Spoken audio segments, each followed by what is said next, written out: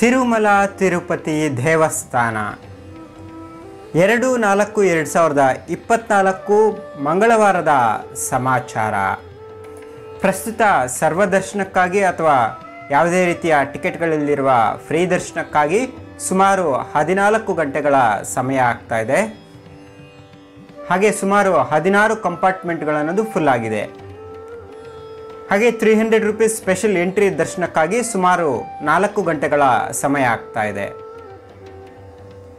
1/4/2024 ಸೋಮವಾರದಂದು ಶ್ರೀ ವೆಂಕಟೇಶ್ವರ ಸ್ವಾಮಿಯವರನ್ನು ಸುಮಾರು 62,439 ಜನ ಭಕ್ತರು ದರ್ಶನ ಪಡೆದುಕೊಂಡಿರುತ್ತಾರೆ. ಸೋಮವಾರದಂದು ಶ್ರೀ ವೆಂಕಟೇಶ್ವರ ಸ್ವಾಮಿಯವರ ಹುಂಡಿ ಆದಾಯ ಸುಮಾರು 3,61,00,000 ರೂಪಾಯಿ.